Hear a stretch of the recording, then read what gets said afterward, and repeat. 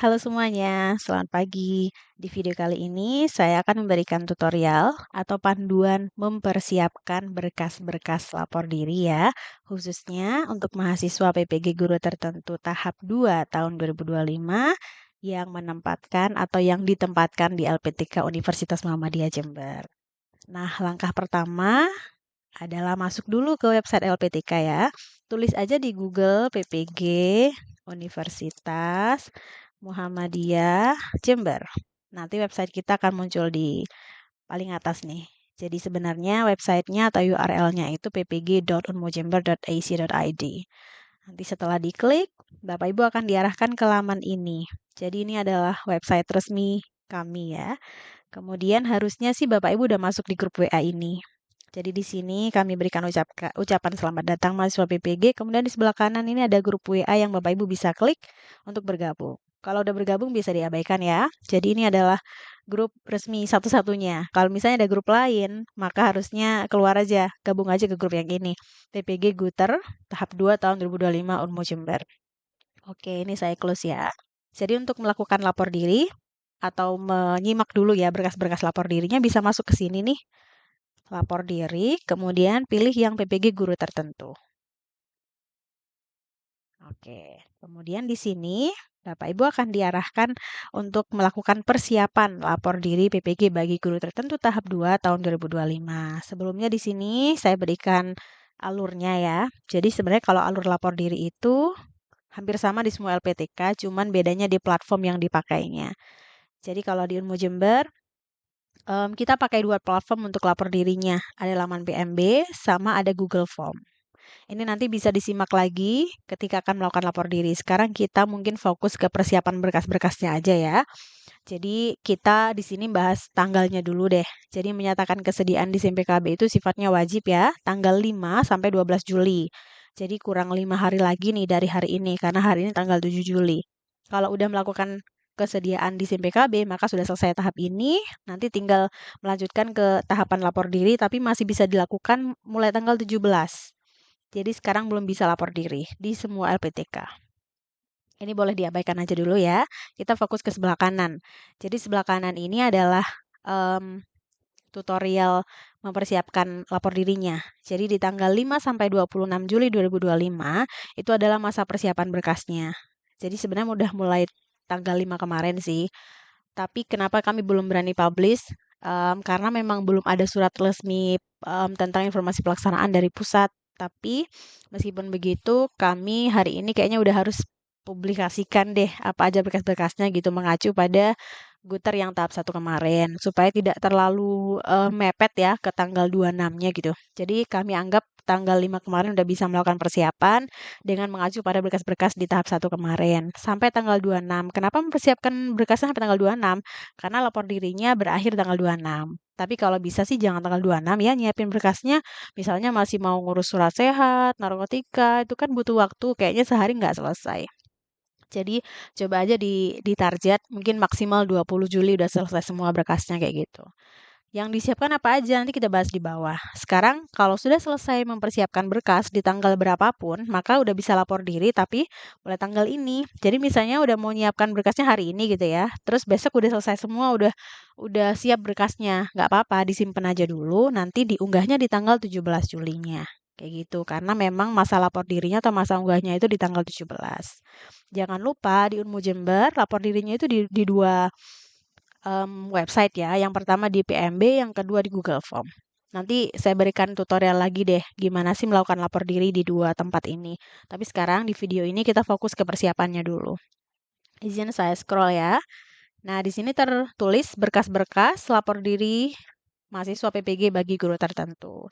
Ada 1, 2, 10 berkas yang harus disiapkan. Kita coba bahas satu-satu ya. Yang pertama adalah fakta integritas. Unduh di sini. Jadi tinggal unduh di sini aja. Kemudian ada kelanjutannya nih, diunduh, diisi, lalu scan bentuk PDF. Saya coba berikan contohnya. Jadi ini diklik, nanti akan tampil, nah, fakta integritas ini. Di sini Bapak Ibu belum bisa ngisi karena kan dia bentuknya PDF ya. Jadi ini diunduh aja dulu, diklik ya tanda panah ke bawah ini, di-download, kemudian ditunggu sebentar. Oh, saya harus verifikasi kayaknya.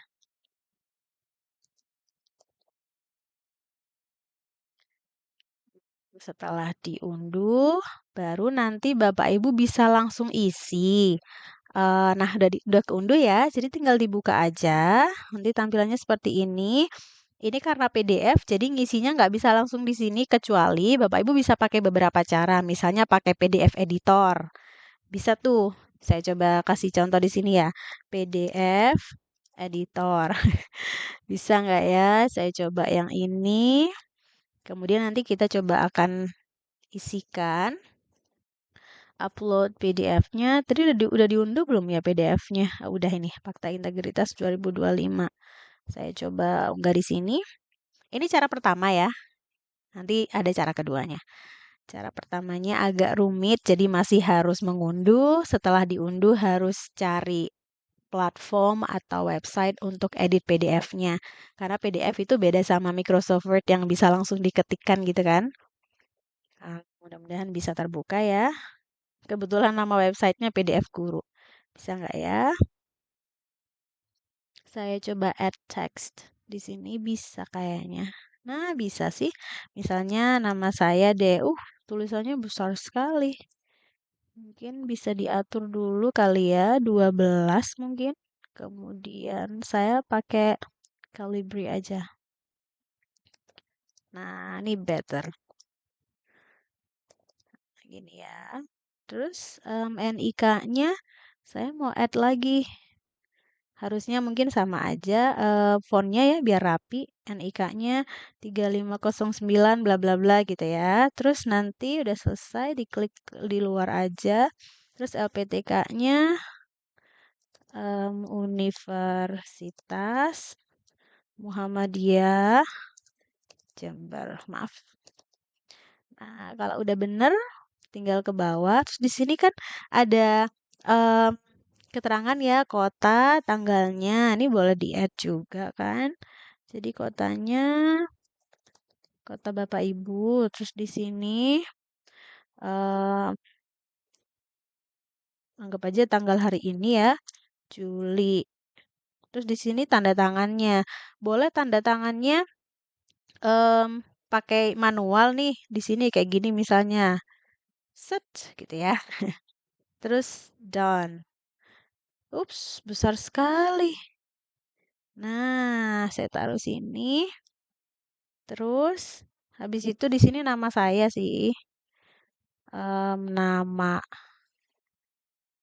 saya maaf, cancel that text.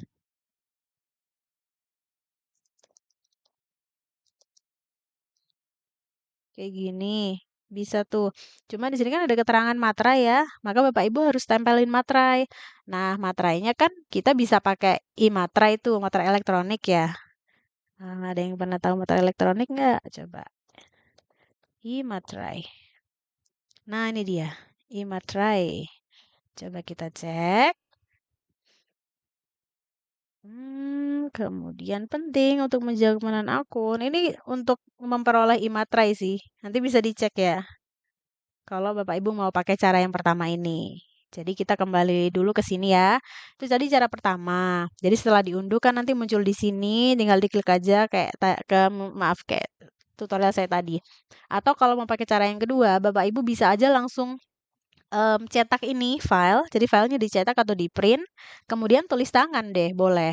Atau misalnya mau sampai tahap ini nih, setelah diketik semua baru mau saya print Bu, karena saya nggak tahu caranya e-materai, saya maunya pakai materai tempel, tapi datanya yang diketik boleh aja, malah tambah rapi ya kan. Jadi boleh pakai cara ini, kemudian di print, nanti materainya baru ditempel, terus terakhir di scan deh filenya. Bentuknya jangan lupa PDF.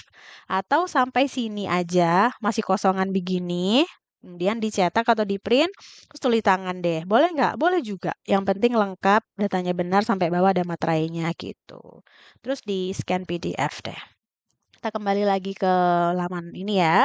Jadi yang pertama tadi udah selesai nih, fakta integritas sudah di scan bentuk PDF. Kemudian yang kedua adalah biodata mahasiswa. formatnya unduh di sini. Jadi udah kita kasih semua ya format-formatnya biar nggak bingung cari sana sini. Ini format biodata di PD Dikti. Saya coba kasih tutorial mengisi. Ini kalau mau diisi tuh, oh maaf. Ini karena saya pakai email yang ini jadinya bisa. Bentar ya, saya coba bukanya pakai. Nah, ini nih. Tadi kan, nah misalnya saya mau ngisi nih ya. Saya mau ngisi di sini. Tuh, nggak bisa. Di sini juga nggak bisa. Terus mau request edit access nggak? Jangan. Kalau request edit access, nanti Bapak Ibu akan mengedit yang ini kalau saya izinkan. Nanti semua mahasiswa bisa lihat gitu. Jadinya ini bukan untuk diedit langsung, ini juga bukan untuk diklik request edit access, tapi ini untuk diunduh. Loh, tombol unduhnya mana ya? Ada di sini nih. File, kemudian download, Microsoft Word gitu. Kemudian kita tunggu sebentar sampai dia terunduh. Ini kan udah selesai, jadi tinggal diklik. Um, Maaf ya, agak lama prosesnya.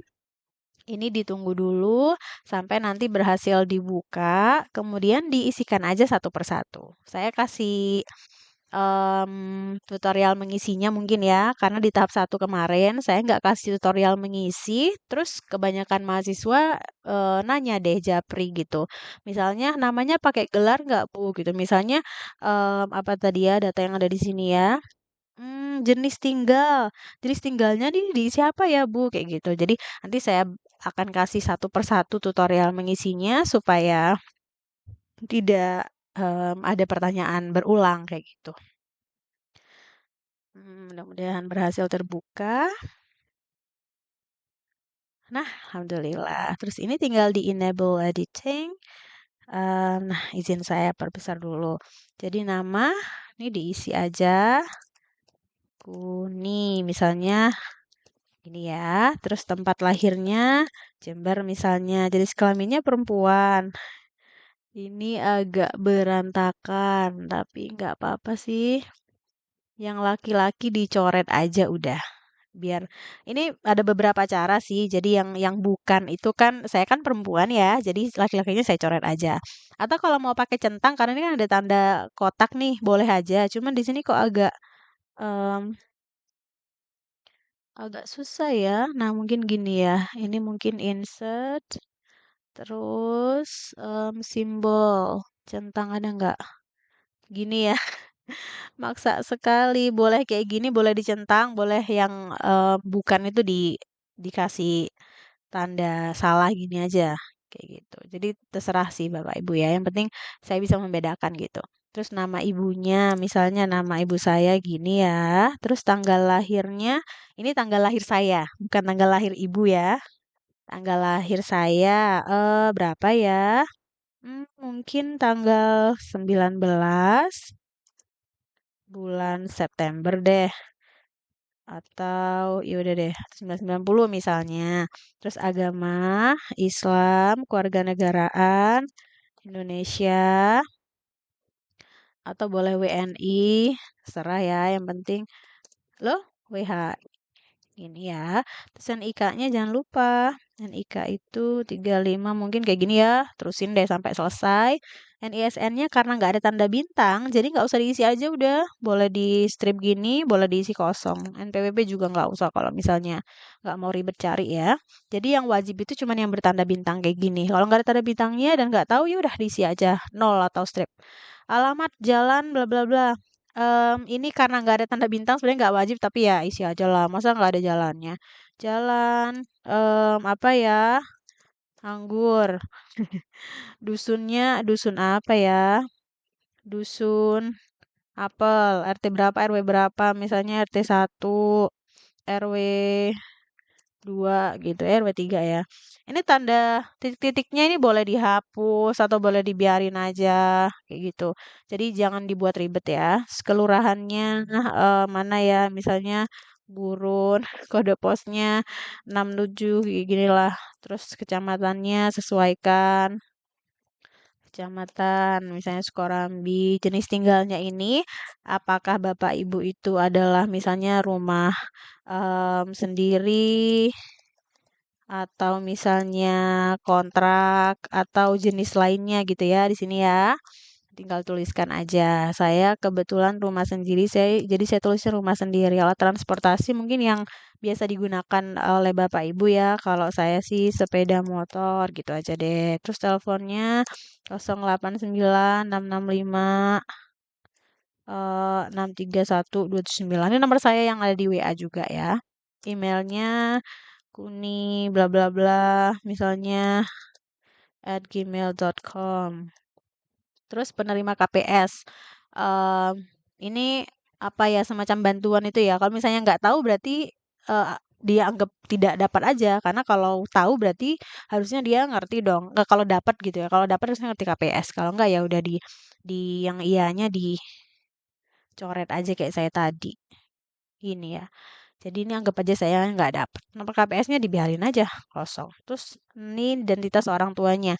Nama ayah misalnya dari oh maaf NIK ya 350 terus di sini namanya Dedi tanggal lahirnya mungkin 24 Mei 1960 kali ya. Terus pendidikannya mungkin sarjana, pekerjaannya mungkin guru, penghasilannya atau mungkin pensiun.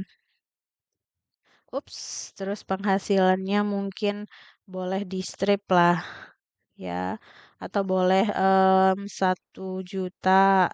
Ini berapa ya? Sampai 3 juta misalnya kalau mau dituliskan. Ini sebenarnya nggak pengaruh ke em, data Bapak Ibu sih, tapi ya coba dikasih lah. Terus NIK Ibu, misalnya udah meninggal ya, ya udah nggak apa-apa nanti di bagian ini dikosongin aja. Namanya tetap mungkin NIK-nya mungkin dikosongin aja kalau udah nggak tahu gitu ya. Kosongin aja NIK bapaknya ditulis aja namanya kalau misalnya beliau sudah nggak ada. Ibu juga begitu, mungkin NIK bisa dikosongin nggak apa-apa, nama aja kalau memang beliaunya sudah udah nggak ada gitu. Terus tanggal lahir juga boleh dikosongin kok. Yang wajib itu yang ada tanda bintangnya, gitu ya. Kalau di biodata kebetulan memang nggak ada tanda tangan kok Bapak Ibu. Jadi yang penting data ini benar, terus diklik file, save as. Kebetulan di saya bisa langsung simpan bentuk PDF. Jadi saya simpan bentuk PDF di sini nama saya deh. Biodata PD Dikti. Terus simpen deh gitu. Nah, ini tampilan PDF-nya jadinya seperti ini. Kayak gitu ya. Ini udah siap unggah. Kita kembali ke website. Ini saya tutup. Ini izin ditutup semua ya. Terus kita kembali ke website deh. Sekarang kita masuk ke syarat ketiga, scan ijazah. Nah, kalau scan ijazah berarti Bapak Ibu silahkan nanti di-scan ijazahnya, bentuknya PDF ya. Kalau misalnya ijazahnya hilang, maka yang di-scan adalah legalisirnya. Kalau misalnya ijazah aslinya ada, maka nggak usah pakai legalisirnya gitu. Jadi pilih salah satu, ijazah asli atau legalisirnya yang di-scan. Terus yang keempat, scan transkrip nilai bentuk PDF. Ini juga bentuknya PDF ya. Terus yang kelima, scan kartu identitas bisa KTP, bisa SIM atau paspor ya. Kemudian scan bentuk PDF lagi. Terus yang keenam, file foto dengan ketentuan. Hmm, filenya itu adalah file asli, bukan hasil scan. Jadi file studio itu ya, bentuknya JPEG, kemudian dimensi 4x6. Dimensi 4x6 itu bukan artinya ukuran foto yang dicetak terus di-scan lagi, bukan. Jadi dia dimensinya aja 4x6. Kemudian maksimal ukurannya 2 MB. Kalau lebih gimana? Kalau lebih biasanya akan gagal terunggah. Kemudian warna latar atau backgroundnya warna merah, nggak boleh ditawar ya. Terus tidak berkacamata. Kemudian kemejanya putih kerah, jasnya hitam, atau boleh warna gelap lah. Kemudian kalau misalnya tidak berhijab, maka silahkan rambutnya serapi mungkin ya, laki-laki maupun perempuan. Kalau berhijab, maka silahkan pakai hijab warna hitam. Kemudian lalu kalau untuk laki-laki, maka harus wajib ya berdasi hitam. Jadi kalau laki-laki baru dia wajib ya berdasi. Kalau perempuan, mau dia berhijab ataupun tidak wajib berdasi. Tapi kalau misalnya nggak berhijab, mungkin sebaiknya pakai dasi ya, saran aja. Intinya yang wajib berdasi itu adalah laki-laki. Kalau perempuan berdasi boleh nggak, Bu? Boleh dong, tambah bagus malah. Tapi dia nggak wajib. Kalau mau lihat contohnya bisa klik di sini. Kita klik dulu. Contohnya ada di sini ya. Jadi latarnya warna merah, kemudian tidak berkacamata. Contoh kerahnya seperti ini, seperti laki-laki ini boleh, atau seperti yang perempuan ini, atau yang paling kanan kalau nggak berhijab. Gitu ya, kalau berhijab pakai hijab warna hitam. Bisa dicek lagi di website. Kemudian kita lanjut ke berkas ketujuh. Scan surat keterangan sehat dari fasilitas layanan kesehatan seperti puskesmas atau boleh vaskes lainnya gitu. Ini cuma contoh aja. Selain puskesmas boleh nggak? Boleh aja. Yang ketujuh ini, keterangan sehatnya cukup sehat jasmani aja ya, nggak perlu rohani. Kemudian scan bentuk PDF. Terus yang kedelapan, scan surat keterangan berkelakuan baik dari kepolisian atau SKCK. Boleh Polres, boleh Polsek. Gitu ya. Jadi jangan tanya lagi, boleh Polsek kok. Terus yang nomor 9, scan surat bebas narkotika. Bebas nafza ya, minimalnya 3 parameter. Parameter itu apa sih Bu? Pengukuran. Jadi nanti bisa disampaikan aja ke nakesnya. Katanya minimal 3 parameter Mbak gitu. Kalau misalnya saya 5 parameter, oh boleh dong, bagus banget malah. Kalau misalnya 1 atau 2 parameter baru nggak boleh, karena minimalnya 3 parameter. Bisa dari puskesmas atau RSUD setempat atau BNN. Terus yang terakhir NPWP kalau punya. Kalau nggak punya nggak usah karena kebetulan emang nggak wajib. Tapi kalau 1 sampai 9 sifatnya wajib. Gitu ya. Nanti kalau sudah selesai disimpan dulu, keep dulu berkas-berkasnya yang sudah disiapkan semuanya bentuk PDF. Kecuali bentuk file foto yang dia bentuknya JPEG ya, bukan PDF nih, bentuk image. Nah, setelah disiapkan semua berkasnya, nanti tunggu tanggal ini, tunggu sampai tanggal 17, baru bisa melakukan lapor diri. Lapor dirinya di mana? Di website ini lagi kok. Ini nanti akan berubah tampilannya di tanggal 17 menjadi lapor diri gitu, atau masa unggah lapor diri. Kayak gitu ya, mungkin cukup sekian video kali ini. Kalau misalnya ada pertanyaan, boleh dong dituliskan di kolom komentar di bawah. Karena biasanya kalau di grup WA atau di Japri WA, saya agak slow respons. Tapi mudah-mudahan tetap terbalas ya. Kalau di YouTube sih, karena nggak banyak biasanya yang komen, jadi komen yang muncul itu kan notifnya langsung ke HP, biasanya saya langsung bales. Kayak gitu ya.